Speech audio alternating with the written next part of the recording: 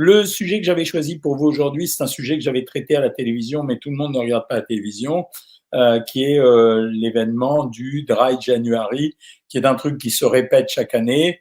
En fait, le Dry January, explication à quoi ça sert. Le Dry January, c'est l'engagement qu'ont pris un certain nombre de gens de ne plus boire pendant un mois tout entier. Ça veut dire que tout le mois de janvier, vous êtes censé être sobre si vous respectez ce challenge du Dry January. Et c'est un challenge qui a drôlement évolué parce que quand on fait le bilan, en 2007, la personne qui a lancé ça, c'est une femme américaine. Il y avait 7000 personnes au monde qui ont suivi ce Dry January.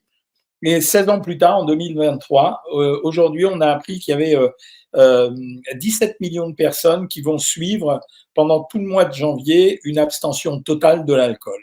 Alors quand on dit alcool, on ne parle pas juste du whisky, de la vodka et des cognacs et autre chose. On parle des boissons alcoolisées d'une façon générale, c'est-à-dire le vin, la bière, les cocktails, bref, tout ce qui va contenir un peu d'éthanol à l'intérieur.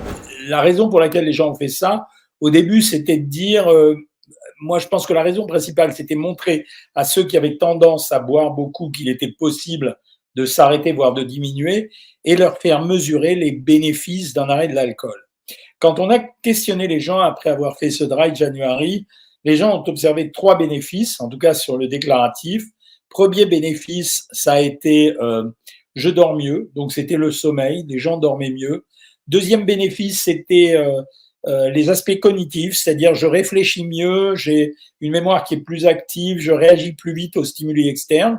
Voilà, moi je vous dis les constats. Et le troisième argument, c'était je dépense moins d'argent parce que même si l'alcool est une substance récréative, et surtout en période d'inflation, les prix ont monté terriblement, donc ça coûte cher de boire, ça coûte plus cher qu'auparavant.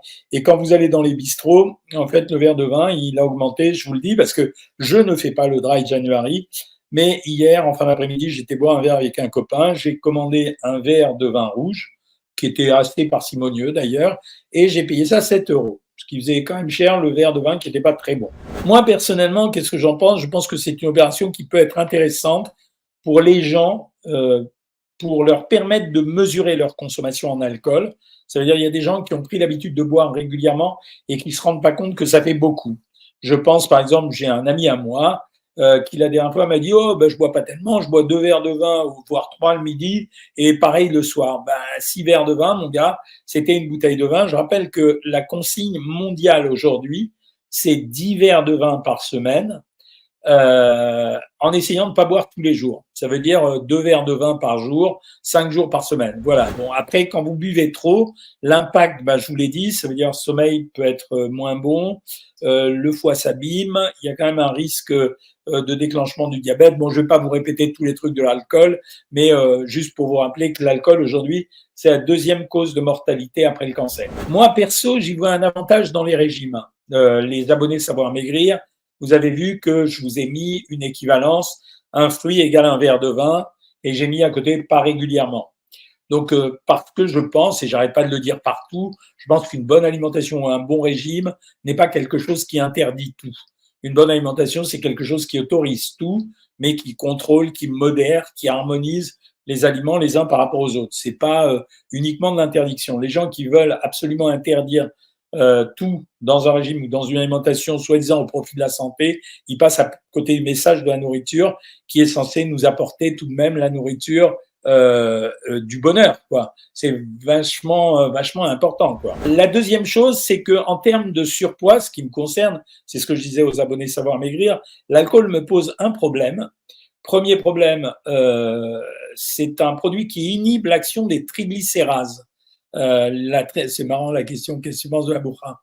La triglycérase, c'est une enzyme qui est censée couper les graisses. Autrement dit, quand quelqu'un boit de l'alcool, en fait, même s'il suit un régime, il n'aura pas un effet aussi performant que quelqu'un qui ne boit pas d'alcool parce qu'on a inhibé l'action des triglycérases, les triglycérases qui coupent les triglycérides. Donc, ça sera beaucoup plus difficile pour lui de maigrir.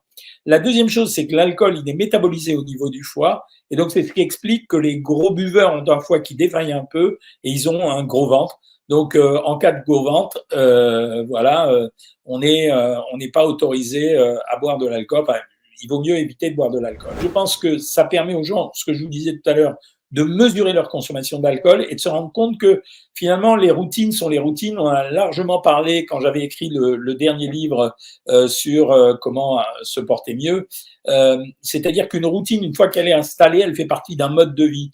Et les gens qui, par exemple, l'habitude de plein de gens, par exemple, il y a plein de gens à la télévision qui, en fin de journée, comme la journée a été dure, que l'émission, ça porte toujours son lot de tension, ils prennent l'habitude d'aller au bistrot et de boire 1 ou 2 verres de vin, qui sont des verres assez généreux là à côté de Canal.